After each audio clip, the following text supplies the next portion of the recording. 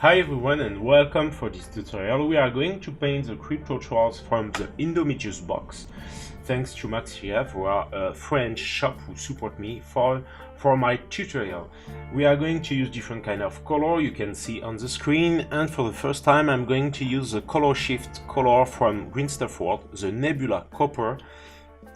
So that's pretty interesting to see how that reacts on miniatures. For that, I'm going to basically base everything with a black primer, and now with my airbrush I push some black from Procolor to have a totally clean surfaces before I'm going to apply the Nebula Copper with my airbrush.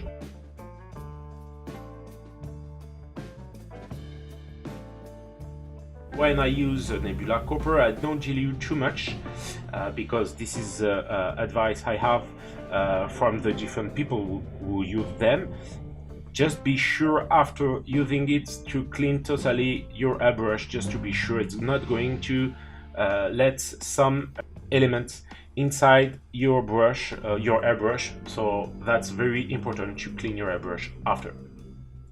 After the first layer of this Nebula Copper, I'm going to let the miniatures totally dry and push a second layer of Nebula Copper before I'm going to starting to create my other source lightning on the different parts who come from the energy, like the eyes and some different parts.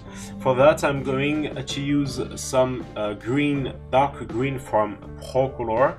This dark green is going to be my base for the next step of other source lightning effect.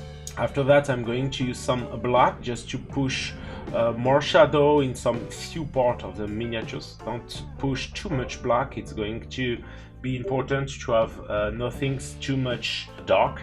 And now I add a little bit of lemon yellow into my mix, into my airbrush, to push again my highlights into all the different other source lightning effects.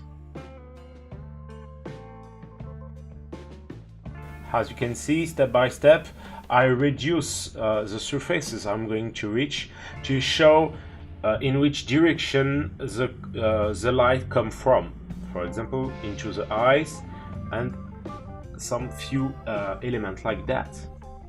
Now I continue with my airbrush, but directly with some yellow lemon from Procolor, and it's going to be reaching a very small surfaces, and I'm going to push the contrast directly with my lemon yellow from Procolor, but this time with my brush, just to be sure I have enough contrast on my miniatures. So I'm going to push the highlight on the edges and after into the different elements. Depending on the surfaces, I'm going to dilute just a little bit or a little bit more if I need, just to have something very contrasting. Now with my first dark green, I come back and I clean the different surfaces by using it pretty diluted to create my transition between my different green elements. Remember, the airbrush is perfect to have nice transition, but you always need your brush to create your contrast. Now with some scaly green, I'm going to make some wash to create some rust effect on the copper element, and I'm going to make some wash on different parts.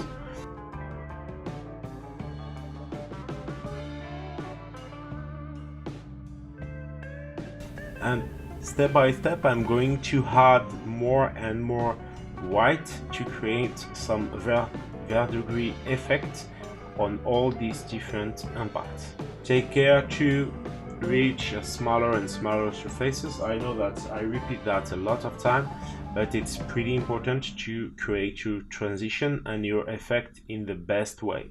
As you can see at the end, I'm going just to put some point of white color to create this effect, and sometimes you can create just some few lines to show that rust is going to go down.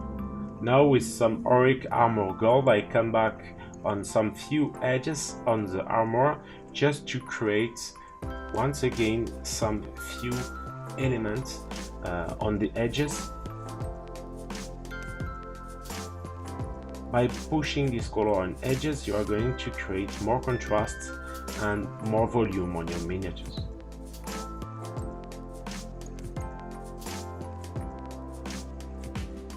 Now with some red brown from Prince August, I'm going to make some wash on the sword he have at the end of the arm, and I'm going to create a classical rust just with this red brown, and after just by adding a little bit of troll slayer orange, always by using some wash, so very diluted color.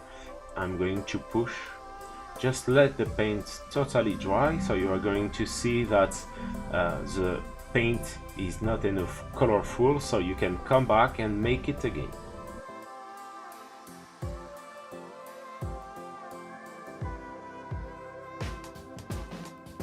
Now I come back on the metallic part with some Canoptech alloy. I make that on the different edges and on some few surfaces to create more and more contrast.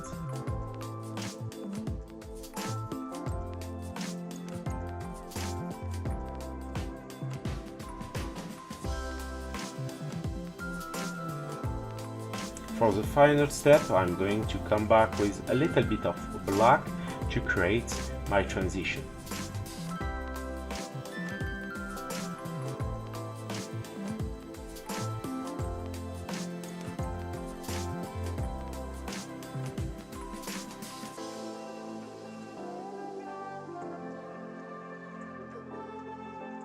I really hope you appreciate this kind of tutorial. Don't hesitate to subscribe to the channel, and don't hesitate to ask if you have any question into the comments. If you want, you can always support me on Patreon to have access to all my different tutorials, and you can share with me your work so you can have some personal feedback. Thanks again for watching, and see you soon. Bye bye.